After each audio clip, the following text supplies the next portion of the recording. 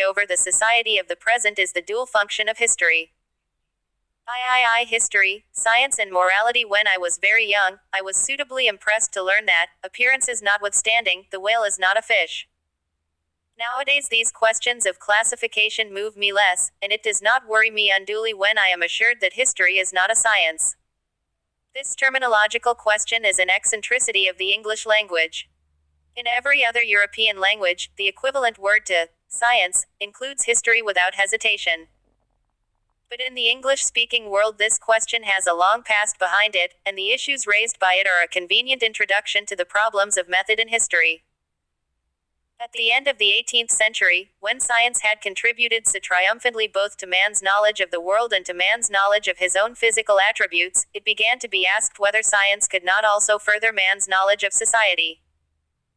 The conception of the social sciences, and of history among them, gradually developed throughout the 19th century, and the method by which science studied the world of nature was applied to the study of human affairs. In the first part of this period the Newtonian tradition prevailed. Society, like the world of nature, was thought of as a mechanism. The title of a work by Herbert Spencer, Social Statics, published in 1851, is still remembered.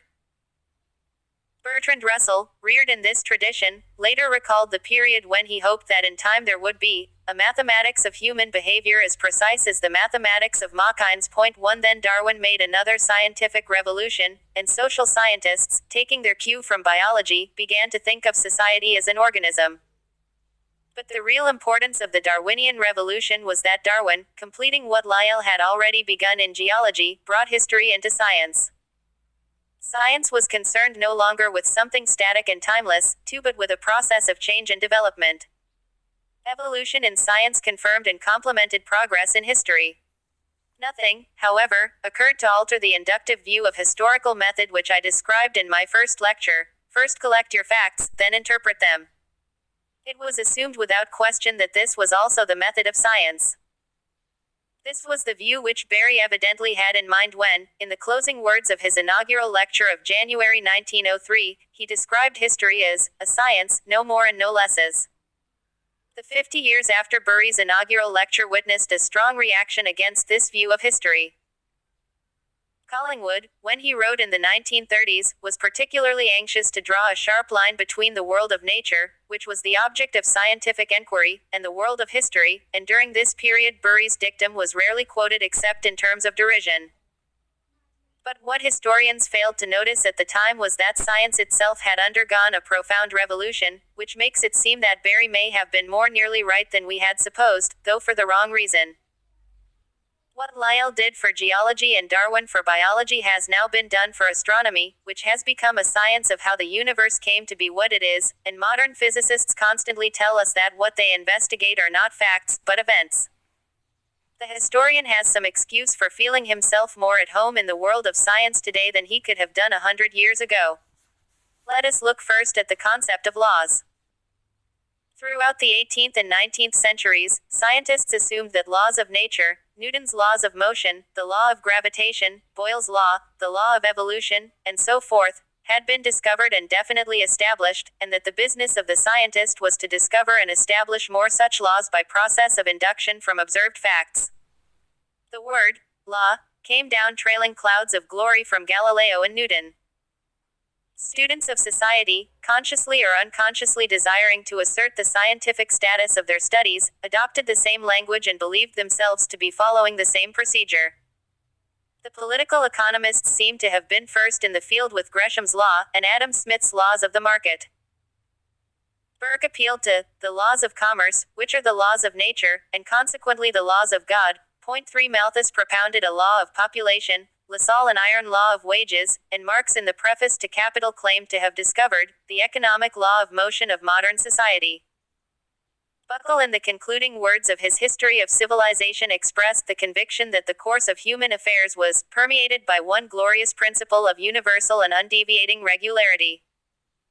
Today this terminology sounds as old-fashioned as it is presumptuous, but it sounds almost as old-fashioned to the physical scientist as it does to the social scientist.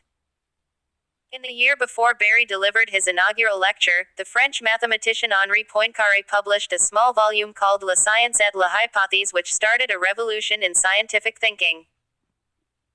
Poincaré's main thesis was that the general propositions enunciated by scientists, where they were not mere definitions or disguised conventions about the use of language, were hypotheses designed to crystallize and organize further thinking, and were subject to verification, modification, or refutation. All this has now become something of a commonplace. Newton's boast, hypotheses non fingo, rings hollow today, and though scientists, and even social scientists, still sometimes speak of laws, so to speak, for old time's sake, they no longer believe in their existence in the sense in which scientists of the 18th and 19th century universally believed in them. It is recognized that scientists make discoveries and acquire fresh knowledge, not by establishing precise and comprehensive laws, but by enunciating hypotheses which open the way to fresh enquiry. A standard textbook on scientific method by two American philosophers describes the method of science as, essentially circular. We obtain evidence for principles by appealing to empirical material, to what is alleged to be fact, and we select, analyze and interpret empirical material on the basis of principles. Point 4. The word, reciprocal, would perhaps have been preferable to circular, for the result is not to return to the same place, but to move forward to fresh discoveries through this process of interaction between principles and facts, between theory and practice. All thinking requires acceptance of certain presuppositions based on observation which make scientific thinking possible, but are subject to revision in the light of that thinking. These hypotheses may well be valid in some contexts or for some purposes, though they turn out to be invalid in others. The test in all cases is the empirical one, whether they are in fact effective in promoting fresh insights and adding to our knowledge. The methods of Rutherford were recently described by one of his most distinguished pupils and fellow workers. He had a driving urge to know how nuclear phenomena worked in the sense in which one could speak of knowing what went on in the kitchen. I do not believe that he searched for an explanation in the classical manner of a theory using certain basic laws. As long as he knew what was happening, he was content. Point 5. This description equally fits the historian, who has abandoned the search for basic laws, and is content to inquire how things work. The status of the hypotheses used by the historian in the process of his enquiry seems remarkably similar to that of the hypotheses used by the scientist. Take, for example, Max Weber's famous diagnosis of a relation between Protestantism and capitalism. Nobody today would call this a law, though it might have been hailed as such in an earlier period. It is a hypothesis which, though modified to some extent in the course of the inquiries which it inspired, has beyond doubt enlarged our understanding of both these movements. Or take a statement like that of Marx: the hand mill gives us a society with a feudal lord, the steam mill gives us a society with an industrial capitalist. 6. This is not in modern terminology a law, though Marx would probably have claimed it as such, but a fruitful hypothesis pointing the way to further enquiry and fresh understanding. Such hypotheses are indispensable tools of thought. The well-known German economist of the early 1900s, Werner Sombart, confessed to a troubled feeling, which overtook those who had abandoned Marxism. When, he wrote, we lose the comfortable formulas that have hitherto been our guides amid the complexities of existence, we feel like drowning in the ocean of facts until we find a new foothold or learn to swim. 7. The controversy about periodization in history falls into this category. The division of history into periods is not a fact, but a necessary hypothesis or tool of thought, valid in so far as it is illuminating, and dependent for its validity on interpretation. Historians who differ on the question when the Middle Ages ended differ in their interpretation of certain events. The question is not a question of fact, but it is also not meaningless. The division of history into geographical sectors is equally not a fact, but a hypothesis. To speak of European history may be a valid and fruitful hypothesis in some contexts, misleading and mischievous in others. Most historians assume that Russia is part of Europe, some passionately deny it. The bias of the historian can be judged by the hypothesis which he adopts. I must quote one general pronouncement on the methods of social science, since it comes from a great social scientist who was trained as a physical scientist. Georges Sorel, who practiced as an engineer before he began in his 40s to write about the problems of society, emphasized the need to isolate particular elements in a situation even at the risk of oversimplifying. One should proceed, he wrote, by feeling one's way. one should try out probable and partial hypotheses, and be satisfied with provisional approximations so as always to leave the door open to progressive correction. Point 8. This is a far cry from the 19th century, when scientists, and historians like Acton, looked forward to one day establishing, through the accumulation of well-attested facts, a comprehensive body of knowledge which would settle all disputed issues once for all. Nowadays both scientists and historians entertain the more modest hope of advancing progressively from one fragmentary hypothesis to another, isolating their facts through the medium of their interpretations, and testing their interpretations by the facts, and ways in which they go about it do not seem to me essentially different. In my first lecture I quoted a remark of Professor Barraclough that history was not factual at all, but a series of accepted judgments. While I was preparing these lectures, a physicist from this university, in a BBC broadcast, defined a scientific truth as a statement which has been publicly accepted by the experts. Point 9. Neither of these formulas is entirely satisfactory, for reasons which will appear when I come to discuss the question of objectivity. But it was striking to find a historian and a physicist independently formulating the same problem in almost exactly the same words. Analogies are, however, a notorious trap for the unwary, and I want to consider respectfully the arguments for believing that, great as are the differences between the mathematical and the natural sciences, or between different sciences within these categories, a fundamental distinction can be drawn between these sciences and history, and that this distinction makes it misleading to call history, and perhaps also the other so-called social sciences, by the name of science. These objections, some of them more convincing than others, are in brief: 1. That history deals exclusively with the unique, science with the general; 2. That history teaches no lessons; 3. That history is unable to predict; 4. That history is necessarily subjective, since man is observing himself; and 5. That history, unlike science, involves issues of religion and morality. I will try to examine each of these points in turn. First, it is alleged that history deals with the unique and particular, and science with the general and universal. This view may be said to start with Aristotle, who declared that poetry was more philosophical, and more serious, than history, since poetry was concerned with general truth and history with particular. Point 10. A host of later writers, down to Collingwood 11 inclusive, made a similar distinction between science and history. This seems to rest on a misunderstanding. Hobbes's famous dictum still stands: nothing in the world is universal but names, for the things named are every one of them individual and singular. 12. This is certainly true of the physical sciences: no two geological formations, no two animals of the same species, and no two atoms, are identical. Similarly, no two historical events are identical. But insistence on the uniqueness of historical events has the same paralyzing effect as the platitude taken over by Moore from Bishop Butler and at one time especially beloved by linguistic philosophers: everything is what it is and not another thing. Embarked on this course, you soon attain a sort of philosophical nirvana, in which nothing that matters can be said about anything. The very use of language commits the historian, like the scientist, to generalization. The Peloponnesian War and the Second World War were very different, and both were unique. But the historian calls them both wars, and only the pedant will protest.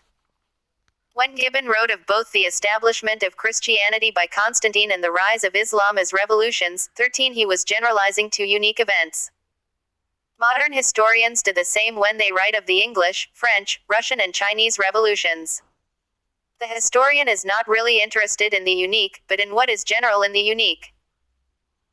In the 1920s, discussions by historians of the causes of the War of 1914 usually proceeded on the assumption that it was due either to the mismanagement of diplomats, working in secret and uncontrolled by public opinion, or to the unfortunate division of the world into territorial sovereign states. In the 1930s, discussions proceeded on the assumption that it was due to rivalries between imperialist powers driven by the stresses of capitalism in decline to partition the world between them. These discussions all involved generalization about the causes of war, or at any rate of war in 20th century conditions. The historian constantly uses generalization to test his evidence. If the evidence is not clear whether Richard murdered the princes in the Tower, the historian will ask himself, perhaps unconsciously rather than consciously, whether it was a habit of rulers of the period to liquidate potential rivals to their throne, and his judgment will, quite rightly, be influenced by this generalization. The reader, as well as the writer, of history, is a chronic generalizer, applying the observation of the historian to other historical contexts with which he is familiar, or perhaps to his own time. When I read Carlyle's French Revolution, I find myself again and again generalizing his comments by applying them to my own special interest in the Russian Revolution. Take for instance this on the terror: horrible, in lands that had known equal justice, not so unnatural in lands that had never known it. Or, more significantly, this: it is unfortunate, though very natural, that the history of this period has so generally been written in hysterics.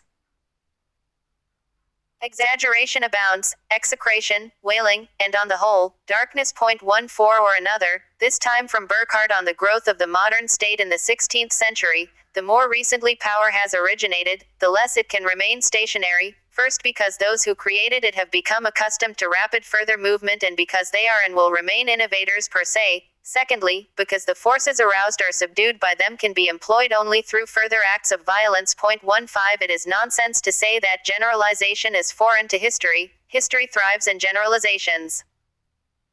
As Mr. Elton neatly puts it in a volume of the New Cambridge Modern History, what distinguishes the historian from the collector of historical facts is generalization. 16 He might have added that the same thing distinguishes the natural scientist from the naturalist or collector of specimens. But do not suppose that generalization permits us to construct some vast scheme of history into which specific events must be fitted. And, since Marx is one of those who is often accused of constructing, or believing in, such a scheme, I will quote by way of summing up a passage from one of his letters which puts the matter in its right perspective: events strikingly similar, but occurring in a different historical milieu, lead to completely dissimilar results. By studying each of these evolutions separately and then comparing them, it is easy to find the key to the understanding of this phenomenon, but it is never possible to arrive at this understanding by using the passé part out of some historical philosophical theory whose great virtue is to stand above history. 17 History is concerned with the relation between the unique and the general. As a historian, you can no more separate them, or give precedence to one over the other, than you can separate fact and interpretation. This is perhaps the place for a brief remark on the relations between history and sociology. Sociology at present faces two opposite dangers: the danger of becoming ultra-theoretical and the danger of becoming ultra-empirical. The first is the danger of losing itself in abstract and meaningless generalizations about society in general. Society with a big S is as misleading a fallacy as history with a big H. This danger is brought nearer by those who assign to sociology the exclusive task of generalizing from the unique events recorded by history. It has even been suggested that sociology is distinguished from history by having laws. 18 The other danger is that foreseen by Karl Mannheim almost a generation ago, and very much present today, of a sociology, split into a series of discrete technical problems of social readjustment. 19 Sociology is concerned with historical societies, every one of which is unique and molded by specific historical antecedents and conditions. But the attempt to avoid generalization and interpretation by confining oneself to so-called technical problems of enumeration and analysis is merely to become the unconscious apologist of a static society. Sociology, if it is to become a fruitful field of study, must, like history, concern itself with the relation between the unique and the general. But it must also become dynamic, a study not of society at rest, for no such society exists, but of social change and development. For the rest, I would only say that the more sociological history becomes, and the more historical sociology becomes, the better for both. Let the frontier between them be kept wide open for two-way traffic. The question of generalization is closely connected with my second question, the lessons of history. The real point about generalization is that through it we attempt to learn from history, to apply the lesson drawn from one set of events to another set of events. When we generalize, we are consciously or unconsciously trying to do this. Those who reject generalization and insist that history is concerned exclusively with the unique are, logically enough, those who deny that anything can be learned from history. But the assertion that men learn nothing from history is contradicted by a multitude of observable facts. No experience is more common. In 1919 I was present at the Paris Peace Conference as a junior member of the British delegation. Everyone in the delegation believed that we could learn from the lessons of the Vienna Congress, the last great European peace congress 100 years earlier. A certain Captain Webster, then employed in the War Office, now Sir Charles Webster and an eminent historian, wrote an essay telling us what those lessons were. Two of them have remained in my memory. One was that it was dangerous, when redrawing the map of Europe, to neglect the principle of self-determination. The other was that it was dangerous to throw secret documents into your waste paper basket, the contents of which would certainly be bought by the Secret Service of some other delegation. These lessons of history were taken for gospel and influenced our behavior. This example is recent and trivial. But it would be easy to trace in comparatively remote history the influence of the lessons of a still remoter past. Everyone knows about the impact of ancient Greece upon Rome. But I am not sure whether any historian has attempted to make a precise analysis of the lessons which the Romans learned, or believed themselves to have learned, from the history of Hellas. An examination of the lessons drawn in Western Europe in the 17th, 18th and 19th centuries from Old Testament history might yield rewarding results. The English Puritan Revolution cannot be fully understood without it, and the conception of the chosen people was an important factor in the rise of modern nationalism. The stamp of a classical education was heavily imprinted in the 19th century on the new ruling class in Great Britain. Grote, as I have already noted, pointed to Athens as an exemplar for the new democracy, and I should like to see a study of the extensive and important lessons consciously or unconsciously imparted to British Empire builders by the history of the Roman Empire. In my own particular field, the makers of the Russian Revolution were profoundly impressed, one might almost say, obsessed, by the lessons of the French Revolution, of the revolutions of 1848 and of the Paris Commune of 1871. But I shall recall here the qualification imposed by the dual character of history. Learning from history is never simply a one-way process. To learn about the present in the light of the past means also to learn about the past in the light of the present. The function of history is to promote a profounder understanding of both past and present through the interrelation between them. My third point is the role of prediction in history. No lessons, it is said, can be learned from history because history, unlike science, cannot predict the future.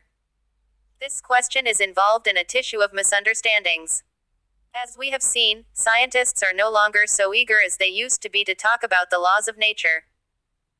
The so-called laws of sciences which affect our ordinary life are in fact statements of tendency, statements of what will happen other things being equal or in laboratory conditions. They do not claim to predict what will happen in concrete cases. The law of gravity does not prove that that particular apple will fall to the ground, somebody may catch it in a basket. The law of optics that light travels in a straight line does not prove that a particular ray of light may not be refracted or scattered by some intervening object. But this does not mean that these laws are worthless, are not in principle valid. Modern physical theories, we are told, deal only with the probabilities of events taking place. Today science is more inclined to remember that induction can logically lead only to probabilities or to reasonable belief, and is more anxious to treat its pronouncements as general rules or guides, the validity of which can be tested only in specific action. Science, do prévoyance, do action, as Comte put it. 20. The clue to the question of prediction in history lies in this distinction between the general and the specific, between the universal and the unique. The historian, as we have seen, is bound to generalize, and, in so doing, he provides general guides for future action which, though not specific predictions, are both valid and useful. But he cannot predict specific events, because the specific is unique and because the element of accident enters into it. This distinction, which worries philosophers, is perfectly clear to the ordinary man. If 2 or 3 children in a school develop measles, you will conclude that the epidemic will spread, and this prediction, if you care to call it such, is based on a generalization from past experience, and is a valid and useful guide to action. But you cannot make the specific prediction that Charles or Mary will catch measles. The historian proceeds in the same way. People do not expect the historian to predict that revolution will break out in Mauritania next month. The kind of conclusion which they will seek to draw, partly from specific knowledge of Mauritanian affairs and partly from a study of history, is that conditions in Mauritania are such that a revolution is likely to occur in the near future if somebody touches it off, or unless somebody on the government side does something to stop it, and this conclusion might be accompanied by estimates, based partly on the analogy of other revolutions, of the attitude which different sectors of the population may be expected to adopt. The prediction, if such it can be called, can be realized only through the occurrence of unique events, which cannot themselves be predicted. But this does not mean that inferences drawn from history about the future are worthless, or that they do not possess a conditional validity which serves both as a guide to action and a key to our understanding of how things happen. I do not wish to suggest that the inferences of the social scientist or of the historian can match those of the physical scientist in precision, or that their inferiority in this respect is due merely to the greater backwardness of the social sciences. The human being is on any view the most complex natural entity known to us, and the study of his behavior may well involve difficulties different in kind from those confronting the physical scientist. All I wish to establish is that their aims and methods are not fundamentally dissimilar. My fourth point introduces a far more cogent argument for drawing a line of demarcation between the social sciences, including history, and the physical sciences. This is the argument that in the social sciences subject and object belong to the same category and interact reciprocally on each other. Human beings are not only the most complex and variable of natural entities, but they have to be studied by other human beings, not by independent observers of another species. Here man is no longer content, as in the biological sciences, to study his own physical makeup and physical reactions. The sociologist, the economist or the historian needs to penetrate into forms of human behavior in which the will is active, to ascertain why the human beings who are the object of his study willed to act as they did. This sets up a relation which is peculiar to history and the social sciences between the observer and what is observed. The point of view of the historian enters irrevocably into every observation which he makes. History is shot through and through with relativity. In Karl Mannheim's words, even the categories in which experiences are subsumed, collected and ordered vary according to the social position of the observer. Point 21. But it is not merely true that the bias of the social scientist necessarily enters into all his observations. It is also true that the process of observation affects and modifies what is being observed. And this can happen in two opposite ways. The human beings whose behavior is made the object of analysis and prediction may be warned in advance by the prediction of consequences unwelcome to them, and be induced by it to modify their action, so that the prediction, however correctly based on the analysis, proves self-frustrating. One reason why history rarely repeats itself among historically conscious people is that the dramatis personae are aware at the second performance of the denouement of the first, and their action is affected by that knowledge. Point 22. The Bolsheviks knew that the French Revolution had ended in a Napoleon, and feared that their own revolution might end in the same way. They therefore mistrusted Trotsky, who among their leaders looked most like a Napoleon, and trusted Stalin, who looked least like a Napoleon. But this process may work in a converse direction. The economist who, by a scientific analysis of existing economic conditions, predicts an approaching boom or slump may, if his authority is great and his arguments cogent, contribute by the very fact of his prediction to the occurrence of the phenomenon predicted. The political scientist who, on the strength of historical observations, nourishes the conviction that despotism is short-lived, may contribute to the downfall of the despot. Everyone is familiar with the behavior of candidates at elections who predict their own victory for the conscious purpose of rendering the fulfillment of the prediction more likely, and one suspects that economists, political scientists and historians, when they venture on prediction, are sometimes inspired by the unconscious hope of hastening the realization of the prediction. All that one can perhaps safely say about these complex relations is that interaction between the observer and what is observed, between the social scientist and his data, between the historian and his facts, is continuous, and continuously varies, and that this appears to be a distinctive feature of history and of the social sciences. I should perhaps note here that some physicists in recent years have spoken of their science in terms which appear to suggest more striking analogies between the physical universe and the world of the historian. In the first place, their results are said to involve a principle of uncertainty or indeterminacy. I shall speak in my next lecture of the nature and limits of so-called determinism in history. But whether the indeterminacy of modern physics resides in the nature of the universe or is merely an index of our own hitherto imperfect understanding of it, this point is still in debate. I should have the same doubts about finding in it significant analogies with our ability to make historical predictions as one had a few years ago about the attempts of some enthusiasts to find proof in it of the operation of free will in the universe. Secondly, we are told that in modern physics distances in space and lapses of time have measures depending on the motion of the observer. In modern physics, all measurements are subject to inherent variations due to the impossibility of establishing a constant relation between the observer and the object under observation. Both the observer and the thing observed, both subject and object, enter into the final result of the observation. But, while these descriptions would apply with a minimum of change to the relations between the historian and the objects of his observations, I am not satisfied that the essence of these relations is in any real sense comparable with the nature of relations between the physicist and his universe, and though I am in principle concerned to reduce rather than to inflate the differences which separate the approach of the historian from that of the scientist, it will not help to attempt to spirit these differences away by relying on imperfect analogies. But, while it is, I think, fair to say that the involvement of the social scientist or historian in the object of his study is of a different kind from that of the physical scientist, and the issues raised by the relation between subject and object infinitely more complicated, this is not the end of the matter. Classical theories of knowledge, which prevailed throughout the 17th, 18th and 19th centuries, all assumed a sharp dichotomy between the knowing subject and the object known. However the process was conceived, the model constructed by the philosophers showed subject and object, man and the external world, divided and apart. This was the great age of the birth and development of science, and theories of knowledge were strongly influenced by the outlook of the pioneers of science. Man was set sharply against the external world. He grappled with it as with something intractable and potentially hostile, intractable because it was difficult to understand, potentially hostile because it was difficult to master. With the successes of modern science, this outlook has been radically modified. The scientist nowadays is far less likely to think of the forces of nature as something to fight against than as something to cooperate with and to harness to his purposes.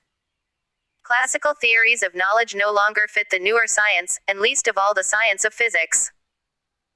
It is not surprising that during the past 50 years philosophers have begun to call them in question, and to recognize that the process of knowledge, far from setting subject and object sharply apart, involves a measure of interrelation and interdependence between them. This is, however, extremely significant for the social sciences. In my first lecture, I suggested that the study of history was difficult to reconcile with the traditional empiricist theory of knowledge. I should now like to argue that the social sciences as a whole, since they involve man as both subject and object, both investigator and thing investigated, are incompatible with any theory of knowledge which pronounces a rigid divorce between subject and object. Sociology, in its attempts to establish itself as a coherent body of doctrine, has quite rightly set up a branch called the sociology of knowledge.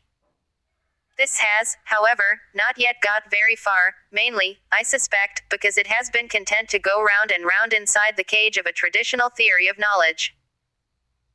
If philosophers, under the impact first of modern physical science, and now of modern social science, are beginning to break out from this cage, and construct some more up-to-date model for the processes of knowledge than the old billiard ball model of the impact of data on a passive consciousness, this is a good omen for the social sciences and for history in particular. This is a point of some importance to which I shall return later when I come to consider what we mean by objectivity in history. Last but not least, I have to discuss the view that history, being intimately involved in questions of religion and morality, is thereby distinguished from science in general, and perhaps even from the other social sciences. Of the relation of history to religion I shall say only the little that is necessary to make my own position clear. To be a serious astronomer is compatible with belief in a God who created and ordered the universe. But it is not compatible with belief in a God who intervenes at will to change the course of a planet, to postpone an eclipse, or to alter the rules of the cosmic game. In the same way, it is sometimes suggested, a serious historian may believe in a God who has ordered, and given meaning to, the course of history as a whole, though he cannot believe in the Old Testament kind of God who intervenes to slaughter the Amalekites, or cheats on the calendar by extending the hours of daylight for the benefit of Joshua's army.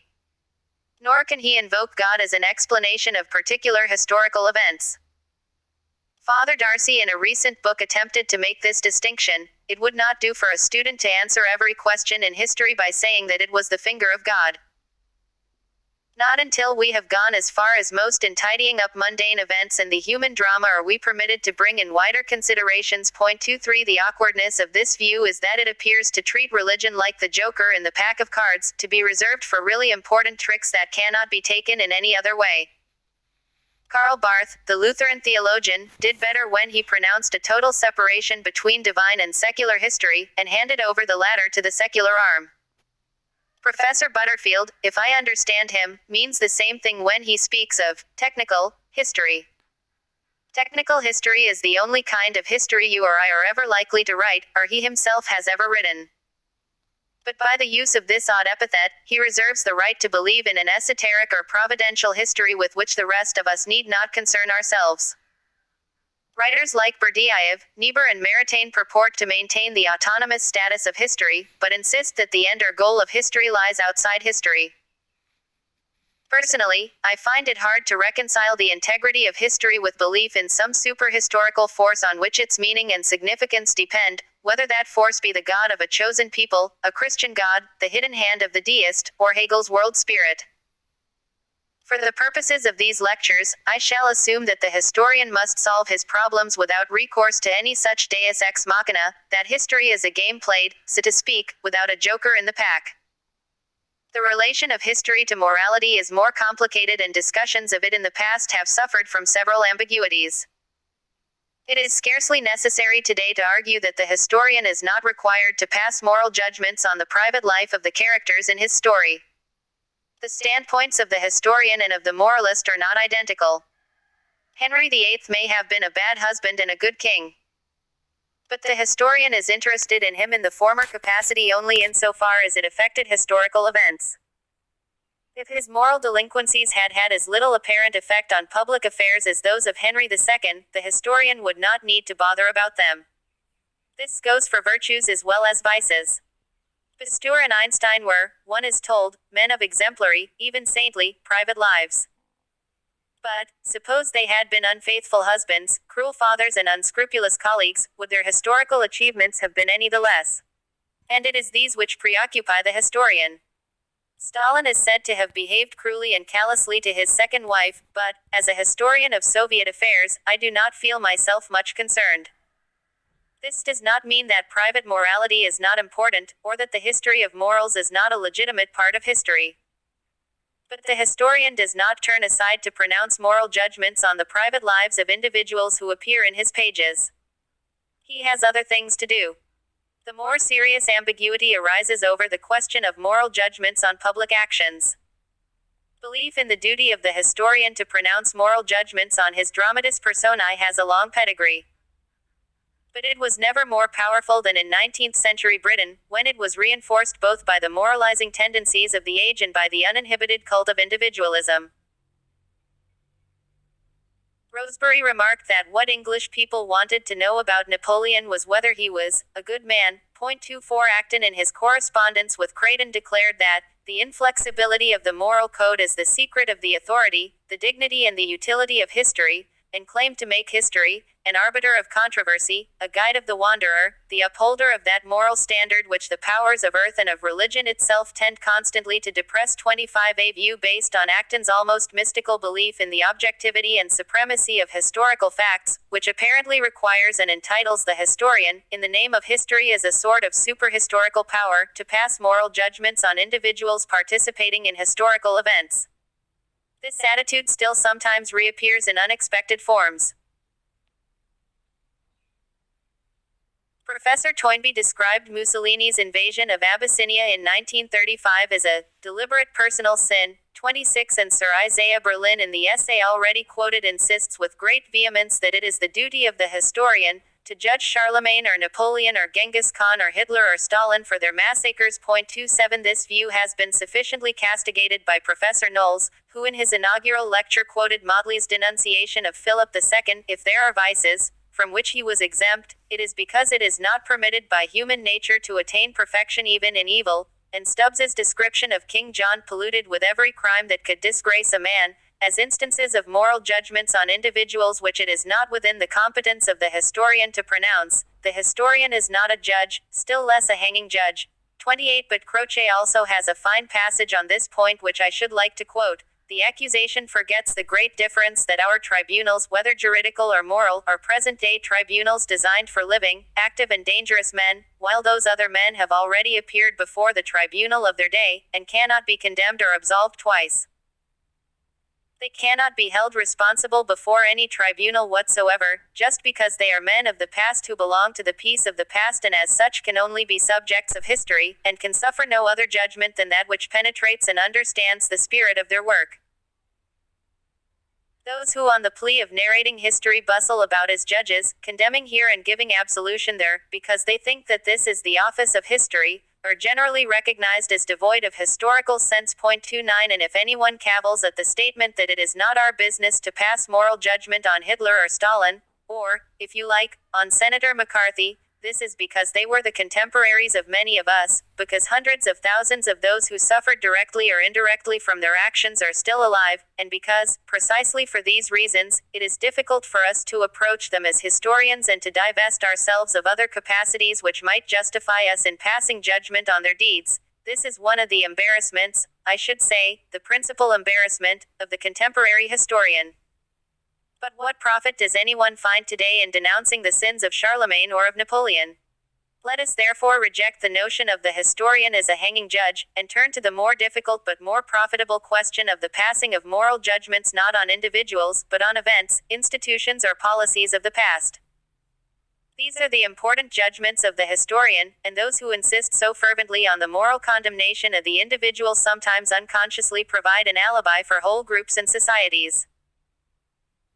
The French historian Lefebvre, seeking to exonerate the French Revolution from responsibility for the disasters and bloodshed of the Napoleonic Wars, attributed them to the dictatorship of a general, whose temperament could not easily acquiesce in peace and moderation. 30 Germans today welcome the denunciation of Hitler's individual wickedness as a satisfactory alternative to the moral judgment of the historian on the society which produced him. Russians, Englishmen and Americans readily join in personal attacks on Stalin, Neville Chamberlain or McCarthy as scapegoats for their collective misdeeds. Moreover, laudatory moral judgments on individuals can be just as misleading and mischievous as the moral denunciation of individuals. Recognition that some individual slave owners were high-minded was constantly used as an excuse for not condemning slavery as immoral. Max Weber refers to the masterless slavery in which capitalism enmeshes the worker or the debtor, and rightly argues that the historian should pass moral judgment on the institution, but not on the individuals who created it. 31 The historian does not sit in judgment on an individual Oriental despot. But he is not required to remain indifferent and impartial between, say, Oriental despotism and the institutions of Periclean Athens. He will not pass judgment on the individual slave owner. But this does not prevent him from condemning a slave-owning society. Historical facts, as we saw, presuppose some measure of interpretation, and historical interpretations always involve moral judgments, or, if you prefer a more neutral-sounding term, value judgments. This is, however, only the beginning of our difficulties. History is a process of struggle in which results, whether we judge them good or bad, are achieved by some groups directly or indirectly, and more often directly than indirectly, at the expense of others. The losers pay. Suffering is indigenous in history. Every great period of history has its casualties as well as its victories. This is an exceedingly complicated question because we have no measure which enables us to balance the greater good of some against the sacrifices of others, yet some such balance must be struck. It is not exclusively a problem of history. In ordinary life we are more often involved than we sometimes care to admit in the necessity of preferring the lesser evil, or of doing evil that good may come. In history the question is sometimes discussed under the rubric, the cost of progress or, the price of revolution. This is misleading. As Bacon says in the Essay on Innovations, the froward retention of custom is as turbulent a thing as an innovation. The cost of conservation falls just as heavily on the underprivileged as the cost of innovation on those who are deprived of their privileges. The thesis that the good of some justifies the sufferings of others is implicit in all government, and is just as much a conservative as a radical doctrine. Dr. Johnson robustly invoked the argument of the lesser evil to justify the maintenance of existing inequalities. It is better that some should be unhappy than that none should be happy, which would be the case in a general state of equality. 32 But it is in periods of radical change that the issue appears in its most dramatic form, and it is here that we find it easiest to study the attitude of the historian towards it. Let us take the story of the industrialization of Great Britain between, say, about 1780 and 1870. Virtually every historian will treat the Industrial Revolution, probably without discussion, as a great and progressive achievement. He will also describe the driving of the peasantry off the land, the herding of workers in unhealthy factories and unsanitary dwellings, the exploitation of child labor. He will probably say that abuses occurred in the working of the system, and that some employers were more ruthless than others, and will dwell with some unction on the gradual growth of a humanitarian conscience once the system has become established. But he will assume, again probably without saying it, that measures of coercion and exploitation, at any rate in the first stages, were an unavoidable part of the cost of industrialization. Nor have I ever heard of a historian who said that, in view of the cost, it would have been better to stay the hand of progress and not industrialize. If any such exists, he doubtless belongs to the school of Chesterton and Belloc, and will, quite properly, not be taken seriously by serious historians. This example is of particular interest to me, because I hope soon in my history of Soviet Russia to approach the problem of the collectivization of the peasant as a part of the cost of industrialization, and I know well that if, following the example of historians of the British Industrial Revolution, I deplore the brutalities and abuses of collectivization, but treat the process as an unavoidable part of the cost of a desirable and necessary policy of industrialization, I shall incur charges of cynicism and of condoning evil things. Historians condone the 19th-century colonization of Asia and Africa by the Western nations on the ground not only of its immediate effects on the world economy, but of its long-term consequences for the backward peoples of these continents. After all, it is said, modern India is the child of British rule, and modern China is the product of 19th-century Western imperialism, crossed with the influence of the Russian Revolution. Unfortunately, it was not the Chinese workers who labored in the Western-owned factories in the treaty ports, or in the South African mines, or on the Western Front in the First World War, who have survived to enjoy whatever glory or profit may have accrued from the Chinese Revolution. Those who pay the cost are rarely those who reap the benefits. The well-known purple passage from Engels is uncomfortably apt. History is about the most cruel of all goddesses, and she leads her triumphal car over heaps of corpses, not only in war, but also in peaceful, economic development. And we men and women are unfortunately so stupid that we never pluck up courage for real progress unless urged to it by sufferings that seem almost out of proportion. 33 Ivan Karamazov's famous gesture of defiance is a heroic fallacy. We are born into society, we are born into history. No moment occurs when we are offered into society, we are born into history. No moment occurs when we are offered a ticket of admission with the option to accept or reject it. The historian has no more conclusive answer than the theologian to the problem of suffering. He, too, falls back on the thesis of the lesser evil and the greater good. But does not the fact that the historian, unlike the scientist, becomes involved by the nature of his material in these issues of moral judgment imply the submission of history to a superhistorical standard of value? I do not think that it does. Let us assume that abstract conceptions like good and bad, and more sophisticated developments of them, lie beyond the confines of history. But, even so, these abstractions play in the study of historical morality much the same role as mathematical and logical formulas in physical science. They are indispensable categories of thought, but they are devoid of meaning or application till specific content is put into them. If you prefer a different metaphor, the moral precepts which we apply in history or in everyday life are like checks on a bank, they have a printed and a written part. The printed part consists of abstract words like liberty and equality, justice and democracy. These are essential categories. But the check is valueless until we fill in the other part, which states how much liberty we propose to allocate to whom we recognize as our equals and up to what amount. The way in which we fill in the check from time to time is a matter of history. The process by which specific historical content is given to abstract moral conceptions is a historical process. Indeed, our moral judgments are made within a conceptual framework which is itself the creation of history. The favorite form of contemporary international controversy on moral issues is a debate on rival claims to freedom and democracy. The conceptions are abstract and universal, but the content put into them has varied throughout history, from time to time and from place to place. Any practical issue of their application can be understood and debated only in historical terms. To take a slightly less popular example, the attempt has been made to use the conception of economic rationality as an objective and non-controversial criterion by which the desirability of economic policies can be tested and judged. The attempt at once breaks down. Theorists brought up on the laws of classical economics condemn planning in principle as an irrational intrusion into rational economic processes. For example, planners refuse in their price policy to be bound by the law of supply and demand, and prices under planning can have no rational basis. It may, of course, be true that planners often behave irrationally, and therefore foolishly. But the criterion by which they must be judged is not the old, economic rationality, of classical economy. Personally, I have more sympathy with the converse argument that it was the uncontrolled, unorganized laissez-faire economy which was essentially irrational, and that planning is an attempt to introduce economic rationality into the process.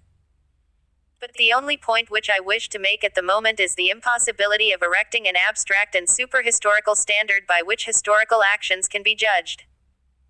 Both sides inevitably read into such a standard the specific content appropriate to their own historical conditions and aspirations. This is the real indictment of those who seek to erect a superhistorical standard or criterion in the light of which judgment is passed on historical events or situations, whether that standard derives from some divine authority postulated by the theologians, and from a static reason or nature postulated by the philosophers of the Enlightenment. It is not that shortcomings occur in the application of the standard, or defects in the standard itself. It is that the attempt to erect such a standard is unhistorical and contradicts the very essence of history. It provides a dogmatic answer to questions which the historian is bound by his vocation incessantly to ask. The historian who accepts answers in advance to these questions goes to work with his eyes blindfolded, and renounces his vocation. History is movement, and movement implies comparison. That is why historians tend to express their moral judgments in words of a comparative nature like progressive and reactionary, rather than in uncompromising absolutes like good and bad. These are attempts to define different societies or historical phenomena not in relation to some absolute standard, but in their relation to one another. Moreover, when we examine these supposedly absolute and extra-historical values, we find that they too are in fact rooted to history. The emergence of a particular value or ideal at a given time or place is explained by historical conditions of place and time. The practical content of hypothetical absolutes like equality, liberty, justice, or natural law varies from period to period, or from continent to continent. Every group has its own values which are rooted in history. Every group protects itself against the intrusion of alien and inconvenient values, which it brands by opprobrious epithets as bourgeois and capitalist, or undemocratic and totalitarian, or, more crudely still, as un-English and un-American. The abstract standard or value, divorced from society and divorced from history, is as much an illusion as the abstract individual. The serious historian is the one who recognizes the historically conditioned character of all values, not the one who claims for his own values an objectivity beyond history. The beliefs which we hold and the standards of judgment which we set up are part of history, and are as much subject to historical investigation as any other aspect of human behavior. Few sciences today, least of all the social sciences, would lay claim to total independence. But history has no fundamental dependence on something outside itself which would differentiate it from any other science. Let me sum up what I have tried to say about the claim of history to be included among the sciences.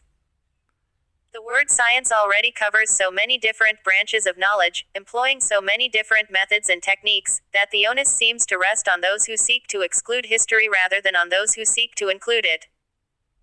It is significant that the arguments for exclusion come not from scientists anxious to exclude historians from their select company, but from historians and philosophers anxious to vindicate the status of history as a branch of humane letters. The dispute reflects the prejudice of the old division between the humanities and science, in which the humanities were supposed to represent the broad culture of the ruling class, and science the skills of the technicians who served it. The words, humanities, and humane, are themselves in this context a survival of this time-honored prejudice, and the fact that the antithesis between science and history will not make sense in any language but English suggests the peculiarly insular character of the prejudice. My principal objection to the refusal to call history a science is that it justifies and perpetuates the rift between the so-called two cultures. The rift itself is a product of this ancient prejudice, based on a class structure of English society which itself belongs to the past, and I am myself not convinced that the chasm which separates the historian from the geologist is any deeper or more unbridgeable than the chasm which separates the geologist from the physicist. But the way to mend the rift is not, in my view, to teach elementary science to historians or elementary history to scientists. This is a blind alley into which we have been led by muddled thinking. After all, scientists themselves do not behave in this way. I have never heard of engineers being advised to attend elementary classes in botany. One remedy I would suggest is to improve the standard of our history, to make it, if I may dare to say so, more scientific, to make our demands on those who pursue it more rigorous. History as an academic discipline in this university is sometimes thought of as a catch-all for those who find classics too difficult and science too serious. One impression which I hope to convey in these lectures is that history is a far more difficult subject than classics, and quite as serious as any science. But this remedy would imply a stronger faith among historians themselves in what they are doing.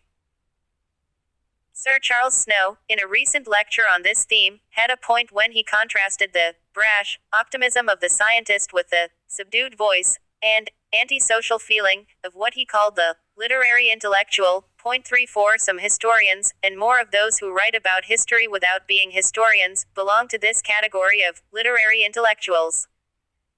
They are so busy telling us that history is not a science, and explaining what it cannot and should not be or do, that they have no time for its achievements and its potentialities. The other way to heal the rift is to promote a profounder understanding of the other way to heal the rift is to promote a profounder understanding of the identity of aim between scientists and historians, and this is the main value of the new and growing interest in the history and philosophy of science. Scientists, social scientists and historians are all engaged in different branches of the same study, the study of man and his environment, of the effects of man on his environment and of his environment on man. The object of the study is the same, to increase man's understanding of, and mastery over, his environment. The presuppositions and the methods of the physicist, the geologist, the psychologist and the historian differ widely in detail, nor do I wish to commit myself to the proposition that, in order to be more scientific, the historian must follow more closely the methods of physical science. But historian and physical scientist are united in the fundamental purpose of seeking to explain, and in the fundamental procedure of question and answer. The historian, like any other scientist, is an animal who incessantly asks the question, why? In my next lecture I shall